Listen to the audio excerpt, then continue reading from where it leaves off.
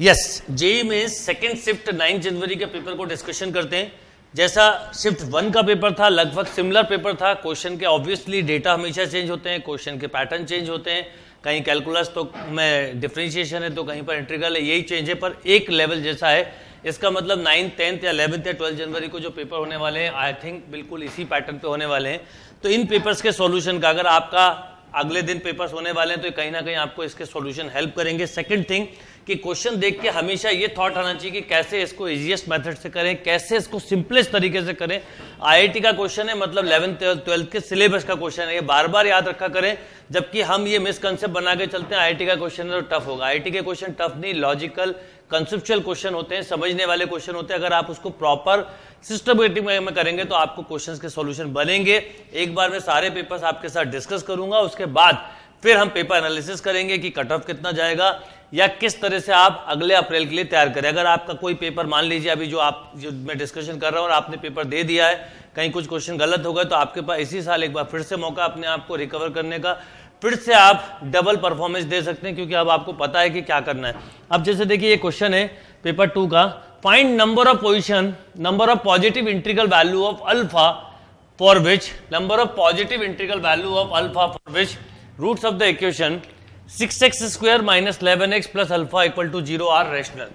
अब आपको ये पता है, देखिए क्वाड्रेटिक इक्वेशन का कितना अच्छा और सिंपल कंसेप्चुअल क्वेश्चन है कि अगर आपको ये पता है कि ये इक्वेशन दी हुई है और इसका रूट रैशनल है, तो रैशनल रूट जब भी होता है जबकि डिस्क्रीमेंट एक परफेक्ट स्क्वायर नंबर होता है।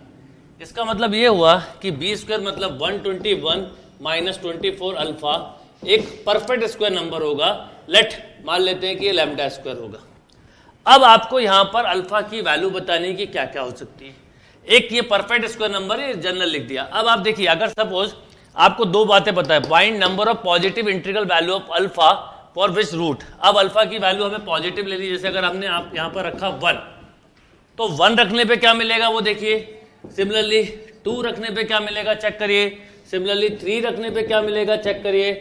ऐसे ही अगर आप 4 रखेंगे तो क्या मिलेगा ये चेक करिए। आपको इनको रख के ये चेक करना है कि ये परफेक्ट नंबर हो रहे हैं कि नहीं।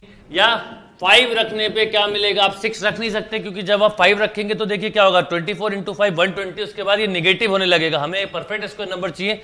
इसका मतलब आप यहां पर 5 तक जा सकते हैं, उसके आगे आपको नहीं जाना है। अब देखिए, जब आप इसमें 1 रखेंगे तो आपको दिख रहा है, ये आप लॉजिक से बता सकते हैं। जैसे जब अल्फा की वैल्यू आपने 5 रखी तो देखिए क्या होगा, 121 माइनस 120 इक्वल टू 1। 1 एक परफेक्ट स्क्वायर नंबर है तो 5 होगा। ऐसे ही 4 रख के देख लीजिए, 121 माइनस 4 रखा तो 96, सब्ट्रैक्ट किया तो ये आ गया 25, ये भी एक परफेक्ट स्क्वायर नंबर है, एक वैल्यू ये हो गई। ऐसे ही 3 रख के देख लीजिए, 121 माइनस 3 रखा तो 72, राइट, माइनस किया तो कितना है 49, ये भी एक परफेक्ट स्क्वायर नंबर हो गया, तो अल्फा की एक वैल्यू 3 भी हो सकती है। अब आप 2 रखिए तो 121 माइनस ऑफ 48, ये एक परफेक्ट स्क्वायर नंबर नहीं है। सिमिलरली 121 माइनस 24, ये भी एक परफेक्ट स्क्वायर नंबर नहीं है। यानी अल्फा की जो पॉसिबल वैल्यू होंगी, ये मैंने ऑप्शन गलत लिख दिया, ये ऑप्शन 3 था। अल्फा की जो पॉसिबल वैल्यू होंगी by the number of positive integral value of alpha, तो 3 ऐसी पॉसिबल वैल्यू हो सकती है इस क्वाड्रेटिक इक्वेशन की जिस पर कि रूट आपको रैशनल मिले, right. Note down this question. Yes, next question देखते। देखिए नेक्स्ट क्वेश्चन क्या है, number of natural numbers less than 7000 using digit 0 1 3 7 9 repetition allowed is. अब देखिए कितना अच्छा क्वेश्चन है। आपको याद होगा परम्यूटेशन कॉम्बिनेशन का जो मैंने फाउंडेशन पढ़ाया था, बिल्कुल उसमें, जबकि स्टार्टिंग वाले पोर्शन पे ही बेस क्वेश्चन है। पेपर में क्वेश्चन टफ नहीं थे, लॉजिकल थे। कैसे अटेम्प्ट करना है बस वो आपको एक चॉइस होना चाहिए था। सिलेक्शन आपका बहुत प्रॉपर होना चाहिए था कि पहले सिंपल क्वेश्चन करें फिर लेंथी करें। अब number of natural number less than 7000, यानी लेस देन 7000 तो 1 2 और नेचुरल नंबर ये वर्ड यूज किया गया है। देखिए हर एक छोटी छोटी चीज यूज की जाती है, ये की वर्ड है। अगर नेचुरल नंबर नहीं लिखा होता तो लेस देन 7000 तो माइनस के भी नंबर जा सकते थे, -2 -3 -10, तो हम यहाँ पे नहीं कर सकते थे। नेचुरल नंबर स्टार्ट फ्रॉम 1 2 बढ़ेगा, तो आपको 1 से लेके 699 तक नंबर बताना, बिकॉज लेस देन 7000 बोला। हर एक क्वेश्चन का वर्ड कीवर्ड होता है, वो कैच करना बहुत इंपॉर्टेंट होता है। अब बात की जाए तो यहां पर आपके पास 1 डिजिट का भी नंबर हो सकता था, 2 डिजिट का भी नंबर हो सकता था, 3 डिजिट का भी हो सकता था और 4 डिजिट का भी हो सकता था। एक इंपॉर्टेंट बात की रिपीटेशन अलाउड बोला है, इसका मतलब आपको देखिए कितना अच्छा क्वेश्चन है, 0, 1, 3, 7 और 9 ही लेना है। तो जब 1 डिजिट की बात करेंगे, सिंगल डिजिट की बात करेंगे, ये समझाने के लिए स्टेप लिख रहा हूं, तो आप ये बताइए 0 ले नहीं सकते, यानी 4 पॉसिबल नंबर होंगे। पर जब 2 डिजिट की बात करेंगे तो 2 डिजिट में पहले प्लेस पे 0 नहीं आएगा, तो 4 पॉसिबिलिटी, रिपीटेशन अलाउड है तो अगले के लिए 5, यानी 5 4 जा 20। जब 3 डिजिट के लिए बात करेंगे तो फर्स्ट प्लेस पे अगेन 0 नहीं आएगा, तो 4 पॉसिबिलिटी, नेक्स्ट प्लेस पे 5, नेक्स्ट प्लेस पे 5, यानी 100 पॉसिबिलिटी। पर जब हम 4 डिजिट पे आएंगे, रिमेंबर जब 4 डिजिट पे आएंगे अब फिर मिस्टेक होने के चांस हैं, तो स्टार्टिंग प्लेस पर ये नहीं आ सकता, एक बात, ना ही स्टार्टिंग प्लेस पर ये आ सकता, यानी स्टार्टिंग प्लेस पे 7, 9 और 0 नहीं हो सकते। ये आपको याद रखना, यही मिस्टेक्स होती है। क्वेश्चन सिंपल है और यहां पर एग्जामिनेशन हॉल में हमारे ऊपर प्रेशर होता है। अगर आपका बेस स्ट्रांग है तो आपसे क्वेश्चन सही होंगे। इसलिए मैं हमेशा कहता हूं बहुत गाइडें सॉल्व नहीं करनी, ज्यादा बुक सॉल्व नहीं करनी, जो बुक करो उसको इतने अच्छे से करो कि हर छोटी छोटी चीज आपको क्लिक कर जाए पेपर को सॉल्व करते समय। तो यहां पर ये सबसे इंपॉर्टेंट चीज है कि 7 और 9 स्टार्टिंग प्लेस पे नहीं होंगे।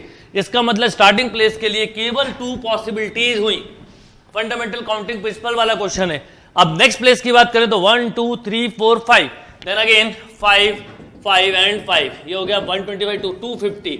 अब ये ऑल पॉसिबिलिटी होगी, तो देखिए सबको ऐड कर दीजिए, 350, 370, 374 is a right answer, right. अब आपने कहीं पे भी इस क्वेश्चन में आपकी नजर हटी या ध्यान नहीं गया तो आपसे बिल्कुल पॉसिबल था कि मिस्टेक हो जाए। मिस्टेक एक 0 वाली हो सकती थी। मैंने आपको फाउंडेशन के समय बहुत स्ट्रांगली बोला था कि जब भी परमुटेशन कॉम्बिनेशन का क्वेश्चन आए तो जहां 0 आए वहां केयरफुल होना है, और दूसरा यहां 7000 से कम होना है, तो आखिरी वाले में 7 और 9 नहीं आ सकता, 3 डिजिट में आ सकता है, क्योंकि ये नंबर जो है वो लेस देन 7000 है, पर ये नंबर पॉसिबल नहीं होगा। ये छोटी छोटी चीजें जब हम कॉम्पिटिटिव एग्जाम की बात करते हैं, specially for IIT, JEE mains या एडवांस की, तो बहुत केयरफुल होना पड़ता है। बहुत छोटी छोटी चीजों पे वो ध्यान देते हैं। जैसे यहाँ नेचुरल नंबर नहीं लिखा था तो गड़बड़ हो सकती थी। हर छोटी छोटी बातों पे ध्यान दिया जाता है, और वही चीज आपको भी कैच करना है कि क्वेश्चन में बोला क्या गया है। नोट कर लीजिए क्वेश्चन। यस, नेक्स्ट क्वेश्चन देखते हैं। देखिए क्या है, the coefficient of t⁴ in 1 - t⁴ का होल क्यूब अपॉन 1 - t। अब 1 - t⁴ अपॉन 1 - t का होल क्यूब है। आप देखिए कितना अच्छा और सिंपल क्वेश्चन है। देख के लगेगा कि ये क्वेश्चन लेंदी है, पर ये सबसे इजी क्वेश्चन माना जाएगा, बिकॉज यहां पर आप देखिए इसमें तो कोई t⁴ का कोफिशिएंट मिलेगा ही नहीं। अगर आप इसको ओपन करेंगे तो बस केवल 1 के साथ का ही काम का है। जब आप इसकी थ्योरम ओपन करेंगे क्यूब की, पूरा लिखने की जरूरत भी नहीं है, क्योंकि आपकी स्टेप भी सेव करना बहुत इंपॉर्टेंट है। हर स्टेप 10 सेकंड कम से कम सेव करती है। अब बात करें यहां पर, तो ये हमारे पास फॉर्मूला था 1 + 3x + 6x² + 10x³, या इसके लिए हमारे पास वो भी एक तरीका हो सकता है कि हम एनसीआर वाले कंसेप्ट से करें, पर क्योंकि आपने सब फॉर्मूले याद किए तो आप डायरेक्टली लिख सकते हैं। अब इसको जब ओपन करेंगे तो यही सेम है, तो इसका मतलब कोफिशिएंट क्या हो गया, 50। यानी देखिए कितना सिंपल क्वेश्चन है। और पहले अटेम्प्ट में, जो लास्ट सेशन मैंने लिया था, मैंने आपको यही बोला था कि पहले अटेम्प्ट में आपको वो क्वेश्चन करने जो सबसे सिंपल, फेवरेबल 2 और 3 स्टेप के हों।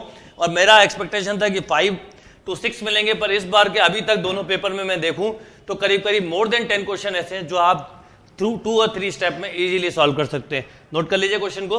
यस, नेक्स्ट क्वेश्चन देखते हैं। देखिए इंटीग्रल का क्वेश्चन है। ये क्वेश्चन आप चाहें तो सबसे लास्ट में भी कर सकते हैं, क्योंकि इंटीग्रल में अक्सर ऐसा होता है कि हम उलझ जाते हैं। और पर ये क्वेश्चन इंटीग्रल का टफ क्वेश्चन नहीं है। आप जब भी इंटीग्रल का क्वेश्चन आया तो मैंने आपको एक बात बोली थी कि p/q में आपके पास डिवीजन नाम का कोई फॉर्मूला नहीं होता। हमेशा आपको याद रखना है कि जब भी डिनोमिनेटर में कुछ दिया है, इसका मतलब इस फंक्शन को अगर आप t सपोज करो तो ये इसका डिफरेंशिएशन होना चाहिए। 99% चांस ऐसे होते हैं पॉलिनोमियल्स में। अब आप यहां पर ध्यान दें, ये पावर 8 है, ये 6 है, इसको अगर आपने डायरेक्टली t मान लिया तो नहीं हो सकता। तो एक काम ये करते हैं कि अब इसकी p/q की फॉर्म बनाए। मतलब इसमें से अगर मैं कुछ कॉमन लूं तो जैसे 5x⁴ + 7x⁴ अगर मैं x⁴ कॉमन लूं तो x⁴ बाहर आएगा। तो देखिए अंदर क्या मिलेगा आपको, 1/x⁴ plus 1/x⁵ plus of 2, right. आपने x⁴ जैसे ही कॉमन ली तो आपको ये रिजल्ट मिला। अब देखिए अगर मैं इसको डिवाइड कर दूं x⁴ को, तो मुझे क्या मिलेगा, 5x⁴ प्लस इसका डिवाइड किया तो 7x⁴ अपॉन, ये देखिए क्वेश्चन हो गया 1 ये इसका होल स्क्वायर था, 1/x⁴ plus 1/x⁵ plus of 2। का होल स्क्वायर। अब आप ध्यान दीजिए, अगर मैं इस पूरे को t मान लूं, किसको 2 + 1/x⁻7। अब आपका यहीं कहीं क्वेश्चन सॉल्व भी हो गया। आपको ये स्टेप्स नहीं लिखनी है, क्योंकि जब आप इसका डिफरेंशिएशन करेंगे तो x की पावर -7 होगा, राइट। जब इसका आप देखिए 1/x⁻7 1/x⁵ ये इसके डिफरेंशिएशन है, इसके साथ मल्टीप्लाई में 7 आएगा, इसके साथ मल्टीप्लाई में 5 आएगा, बस एक माइनस का चेंज है। अब आपको एक तरह से मिला 1/x² dx, और 1/x² का इंटीग्रेशन कितना होता है -1/x, तो माइनस से माइनस भी कैंसिल, यानी फाइनली आपको एक तरह से ये आंसर मिल गया। मतलब आपको आंसर की स्टेप भी क्लियर होना चाहिए, 1/2 + 1/x⁻7 + 1/x⁵। अगर मैं इसका एलसीएम ले लूं, मैं बाद में स्टेप लिख के बताता हूं, तो x⁻7 मिलेगा, x⁻7 2x⁻7 + 1 + x²। देखिए ये किसमें, this is the right answer. अब यहां पर 3 बातें ध्यान रखनी। इंटीग्रल के क्वेश्चन के साथ हमेशा ये प्रॉब्लम आती है कि सबसे बाद में करना चाहिए, कई बार उलझ जाते हैं।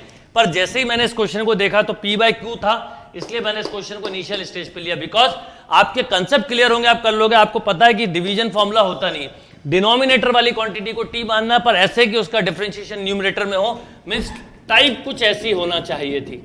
एक बात, अब यहां पर एक चीज नोटिस करो आप जरा, कि इसको t मानने पे डिफरेंशिएशन नहीं है, तो आपने क्या करा, x की सबसे बड़ी पावर कॉमन ली, 7 ली तो स्क्वायर था तो 14 बाहर आया, ये 1/x⁻7 + 1/x⁵ 2। अब जब इसका डिवाइड किया तो 5x⁻6 7x⁸8, इसको t माना, ये इसका डिफरेंशिएशन है माइनस साइन के साथ, और फिर 1/t² का -1/t इंटीग्रल हुआ।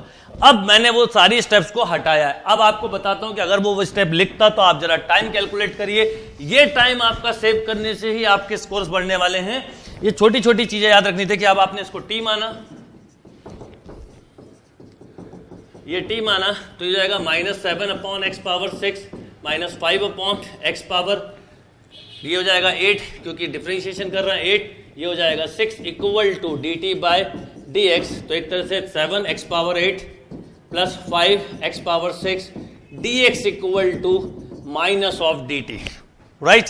ये हो गया -(dt/t²।